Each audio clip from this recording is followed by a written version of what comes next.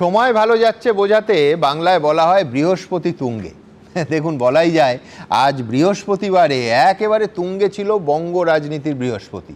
কারণ হলদিয়া, আসানসোল আর সিউড়ির সভা থেকে তৃণমূলকে দুর্নীতি, কোট আনকোট চিটিংবাজি, সিন্ডিকেট রাজ, অনুপ্রবেশ সহ একাধিক ইস্যুতে আক্রমণ করলেন নরেন্দ্র মোদী। হলদিয়ার সভা থেকে 6 গ্যারান্টির কথা যখন মোদী ঘোষণা করছেন, তখন উত্তর 24 পরগনার 5টা কর্মসূচি থেকে পাল্টা তার জবাব দিচ্ছেন মমতা বন্দ্যোপাধ্যায়, প্রায় একই সঙ্গে। আর এদিনই আম জনতা উন্নয়ন পার্টির চেয়ারম্যান হুমায়ুন কবিরের ওপর একটা স্টিং ভিডিও সামনে এনেছে তৃণমূল। সেখানে 1000 কোটি টাকা চাইতে শোনা যাচ্ছে হুমায়ুন কবিরকে।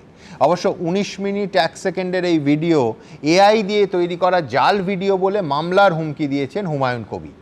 তবে আজ আমার প্রথম বক্তা যেহেতু তৃণমূলের মুখপাত্র, তাই উল্টো দিক থেকেই আসব। নরেন্দ্র মোদী আজ একটা নতুন কথা বললেন। ঠিক কি বললেন একবার দেখেন।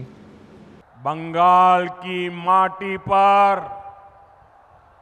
घुसपैठियों का कब्जा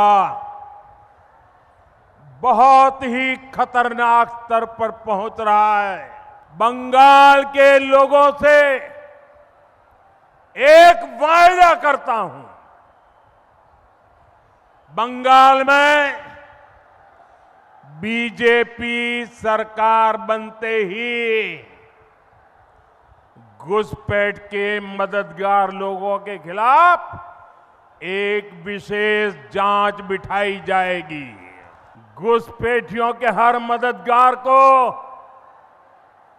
चाहे वो कितना ही ताकतवर क्यों न हो, उसकी पहचान की जाएगी।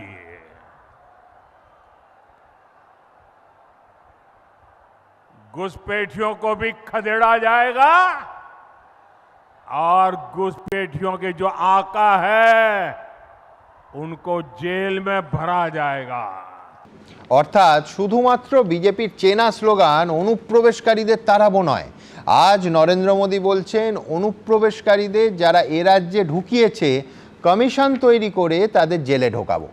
দেখুন, তৃণমূল সরকার ক্ষমতায় আসার পরে প্রায় 1.5 ডজন কমিশন তৈরি হয়েছিল বটে, কিন্তু তাদের রিপোর্ট অবশ্য কোনোদিন প্রকাশ্যে আসেনি। তবে এখনও তো ভোটই হলো না। তার মধ্যে 2 সপ্তাহ আগে ভোটের বিজেপি জানিয়ে দিল অনুপ্রবেশ নিয়ে কমিশন হবে তারা ক্ষমতায় এলে। এবার প্রদীপ্ত কি বলছে শুনুন। দাদা, মোদিজির বক্তব্য দিয়ে শুরু করলে আর আমার বলার আগে অবধি মোদিজির বক্তব্যের আর একটা পোর্শন শোনালে সেখানে অনুপ্রবেশ নিয়ে নতুন কথা বললেন। আমি এরকম একটা নতুন কথা শুনেছিলাম, বলো বলো ঝুট বলো, বারবার বলো, জিতনা বলো উতনা বলো, ঝুট বলতে যাও। মোদিজির কথা মোদিজি বলেছিলেন। তারপর মোদিজি বলেছিলেন, भाई और बहनों मुझे सिर्फ 60 दिन दीजिए, 60 दिन के बाद 30 दिसंबर तक अगर मुझसे कोई भूल चूक हो गई तो चौराहे में खड़ा करके देशवासी मुझे जो सजा देगा वो मैं मान लूंगा। हठाৎ করে দেখলাম 99% বেশি কথা, আমি কি বললাম, মোদিজিকে ভুলভাল বলছে। মোদিজিকে ভুলভাল বলছেন, একই অবস্থা। কিন্তু আমার বক্তব্য হচ্ছে, আমি দেখলাম 99% ব্ল্যাক মানি ফিরে এলো। এবার সেই ব্ল্যাক মানি নিয়ে আমার কি কথা শুনেছিলাম, ব্ল্যাক মানি এমন একটা জায়গায় যাবে, মানে আমরা শেষ করে দিয়েছি যে ব্ল্যাক মানিতে আমার দেশে সন্ত্রাস শেষ হয়ে গেল। এমন সন্ত্রাস শেষ হয়ে গেল, ইদানিং আমার দেশে দিল্লিতে কতজন মারা গেল, ইদানিং আমার দেশে 28 জন মারা গেল। ঠিক যেমন তুমি তৃণমূলের পরের পর ইস্তেহারগুলো ভোটে দেখবে দুর্নীতিকে তৃণমূল নাকি 2011 থেকে শেষ করে দিচ্ছে, আর একটার পর একটা দুর্নীতির অভিযোগ তৃণমূলের বিরুদ্ধে উঠছে। ঠিক যেমন দিল্লিতে তেমন বাংলায় আমরা সেই দুর্নীতির অভিযোগের সঙ্গে সিবিআই আমাদের আজ অবধি বলেনি যে আমরা সহযোগিতা করিনি তদন্ত করতে, এবং তদন্তে যা যা বেরিয়েছে আমরা সেটা সহযোগিতা বলো না। সিবিআই আটকাতে আমাদের পরের টাকায় কত কোটি টাকায় তোমরা কতবার কোর্টে গেছিলো এটা বলো। শান্তন, আপনার সময় বলবেন এই ফরম্যাটে, অন্য সময় বলবেন না। একটু ক্যামেরায় থাকতে হবে। এখন মুশকিল হচ্ছে যে যেটা বলতে চাইছিলাম সেটা হচ্ছে শুভেন্দু অধিকারী, যে ঠিক এই একই ভাবে যেমন মুকুল ভাগ হয়েছিল, সেই শুভেন্দু অধিকারীকে চোর কারা বলেছিল, শান্তন দ্বারা বলেছিল। আজকে শান্তনদা বসে এখানে লড়াই করছে, মাঝে মাঝে পটপট করে জ্বলে উঠছে টিউবলাইটের মতন, কিন্তু ওখানে গিয়ে শান্তনদার নেতারা ভবানীপুর দৌড়াচ্ছে, নন্দীগ্রাম দৌড়াচ্ছে। এই হচ্ছে বাস্তবতা। তোমরা স্টিং অপারেশন বললেই নারদাটা মনে পড়ে না? না, আরো অনেক কিছু মনে পড়ে, এক এক করে বলছি। নারায়ণ রানের কথা মনে পড়ে রেড্ডি ব্রাদার্স এর কথা, মনে করে হিমন্ত বিশ্ব শর্মার কথা। এগুলো কাদের কথা? আমাদের নয়। আমাদের মূল বক্তব্য সোজা সাপটা, যে ভাই তোমরা কিছু মানুষকে স্টুজ বানিয়ে এখানে দাঁড় করিয়ে দিচ্ছ।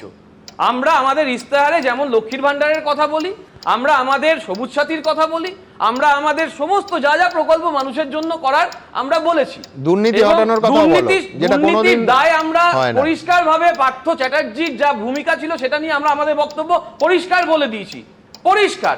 এবং তারপরে অধ্যাপক ব্রাত্য বসু যখন শিক্ষামন্ত্রী হয়েছে, বামাল ধরা পড়ার পর আমি শেষ করি, অধ্যাপক ব্রাত্য বসু শিক্ষামন্ত্রী হওয়ার পর জ্যোতিপ্রিয় মল্লিকের পাশে দাঁড়ান মুখ্যমন্ত্রী, তাকে প্রার্থী করেন।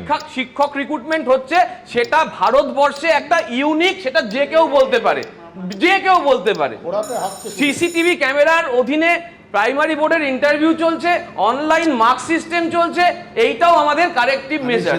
আমরা কখনো ওরকম ভাবে অন্যকে দোষারোপ শুধু করি না, আমরা যেটা করি সেটা হচ্ছে যদি কোনো ভুল হয় ভুল শোধরাবো, এবং সঙ্গে সঙ্গে আমরা কিন্তু মানুষের সাহায্যের জন্য যা যা করা দরকার, কিন্তু যেখানে কারেক্টিভ মেজার বললে কিন্তু কতজন জেলে যাওয়ার পর আর গ্রেফতার হওয়ার পর সেটা বললে না, আর 50 কোটি উদ্ধার হওয়ার পর সেটাও বললে না। মেলানোর চেষ্টা করো, একদিকে শুভেন্দু অধিকারীকে বসাও আর একদিকে আমাদের যে কারেক্টিভ মেজার সেটাকে বসাও, তাহলে তুমি বুঝতে পারবে যে আমি কি বলতে চাইছি।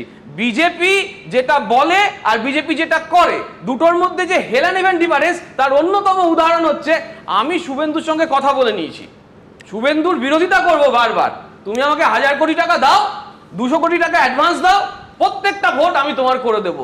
এবং আমি বলবো দাদা তোমার এই শোতে আমার সঙ্গে ওনার ডাইরেক্ট কনফ্রন্টেশন হয়েছিল, তোমার খেয়াল থাকবে।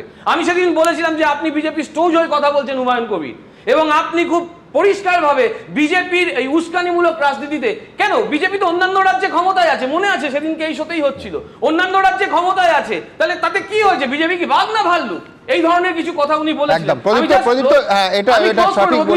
যেটা খারাপ লাগলো দাদা, দাঁত বার করে হাসতে হাসতে বলছে মুসলমানরা খুব বোকা, খুব সহজ সরল, ওদের খুব সহজে বোকা বানানো যায়। এইটাই কি আমাদের প্রাপ্য ছিল? বেশ, আমি আসবো এবং ও যে ফ্ল্যাশব্যাকে চলে গেল সেই অনুষ্ঠানের ঠিক কি হয়েছিল, কি সংলাপ তাও দেখাবো। কিন্তু তার আগে প্রদীপ্ত বললেন যে আমায় মেলানোর কথা। আমি তো মনে করি রবীন্দ্রনাথের সেই কথা মেলাবেন তিনি মেলাবেন, কিন্তু ভোট যত চলে আসে না কিচ্ছু মিলতে চায় না, আর ভোট হয়ে যাওয়ার পর আরও মিলতে চায় না, কারণ যে প্রতিশ্রুতিগুলো শুনেছিলাম আর যা হলো এই দুটো কিছুতেই মেলে না। এবিপি আনন্দ, এগিয়ে থাকে, এগিয়ে রাখে।